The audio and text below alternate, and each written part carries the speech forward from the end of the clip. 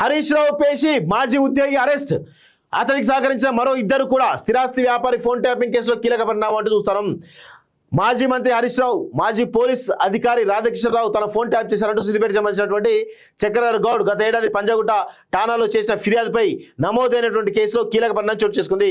పౌరుల వ్యక్తిగత సమాచారం దుర్వినియోగం, చక్రధర్ గౌడ్ను బెదిరించిన ఆరోపణలతో ఈ కేసులో పోలీసులు శనివారం ముగ్గురిని అరెస్ట్ చేశారు. వారిలో హరీష్ రావు మంత్రిగా ఉన్నటువంటి సమయంలో ఆయన పేషిలో పనిచేసినటువంటి వంశీకృష్ణ, అదేవిధంగా అతను సహకరించినటువంటి సంతోష్ కుమార్, పరశురాములు ఉన్నట్లు పశ్చిమ మండల డీసీపీ విజయ్ కుమార్ తెలిపారు. న్యాయస్థానం ఈ నెల 28 వరకు రిమాండ్ విధించడంతో జైలుకు తరలించారు.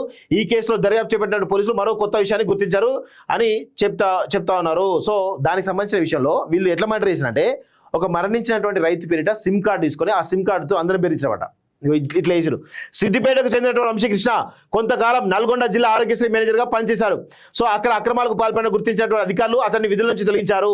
2023 జూన్లో హరీష్ రావు పేషిలో ఉద్యోగిగా చేరి డిసెంబర్ వరకు పనిచేశారు. అక్కడ పనిచేసే సమయంలో సిద్దిపేటలోని భవానీ కమ్యూనికేషన్ నిర్వాహకుడు సంతోష్ కుమార్, కారు డ్రైవర్ పరశురాముల సాయంతో మరణించిన రైతు గుర్తింపు కార్డు ఉపయోగించి సిమ్ కార్డు తీసుకున్నాడు.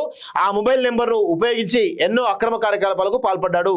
చక్రధర్ గౌడ్ కూడా అదే నెంబర్ నుంచి వాట్సాప్ కాల్ చేసి బెదిరించారు, డబ్బులు డిమాండ్ చేశారు. చక్రధర్ గౌడ్ ఫిర్యాదులో పేర్కొన్న వాట్సాప్ నెంబర్ ఆధారంగా దర్యాప్తు చేపట్టిన పోలీసులు వంశీకృష్ణ ముఠా సాగించిన ఆగడాలు గుర్తించారు. ఈ మొబైల్ నెంబర్ ఉపయోగించి నకిలీ బిల్ల ద్వారా ఆరోగ్యశ్రీ నిధులను పక్కదారి పట్టించి ఉండొచ్చని అనుమానిస్తున్నారు అని డీసీపీ చెప్తా ఉన్నారు. సో వీళ్ళు చూడండి ఎంత దొంగలో. ఫోన్ ట్యాపింగ్ సంబంధించిన విషయాలను తెలుసుకొని కొత్త అన్నోన్ సిమ్లను పెట్టేసుకొని వాటి ద్వారా వీళ్ళకు ఫోన్లు చేసేసి బెదిరించి డబ్బులు డిమాండ్ చేసిన సంఘాలు ఉన్నాయి. సో హరీష్ రావు అదే పని చేసిండు. హరీష్ రావు పక్కన ఉంటాడు కాబట్టి చక్రధర్ గౌడ్ను అనుమానంగా ఏదో విధంగా మానిటర్ చేస్తూ ఉంటారు వీళ్ళంతా. సో ఆ సమాచారం వస్తూ ఉంటుంది. సో దానికి సంబంధించిన విషయాలు తెలుసుకొని చక్రధర్ గౌడ్నే బెదిరిస్తున్నాడు వీళ్ళంతా. సో హరీష్ రావు, ఇక నీకు రోజులు దగ్గర పడ్డాయి. ఇక నువ్వు రోజు ప్రదక్షిణలు చేస్తా ఉన్నావు, అంగ ప్రదక్షిణలు చేస్తా ఉన్నావు.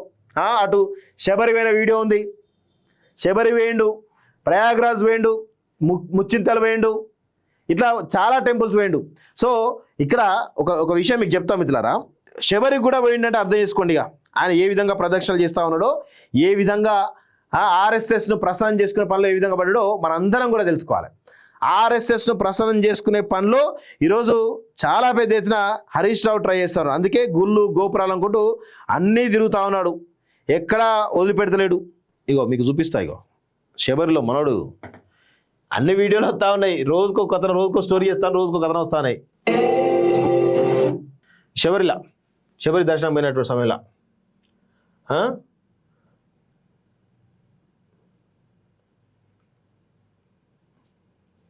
సో ఇక్కడ నుంచి అయ్యప్ప స్వామి టెంపుల్కు, శబరికి, ప్రయాగ్రాజ్కి అటు ఇటు పోతా ఉన్నాడు. ఎందుకు పోతా ఉన్నాడంటే ఫోన్ ట్యాపింగ్ అనేది రోజు రోజుకి చాలా సీరియస్గా పోతా ఉంది. సో ఆ కేసు నుంచి బయటపడడానికి హరీష్ రావు బీజేపీ శరణు వచ్చేట ప్రయత్నం చేస్తూ ఉన్నాడు.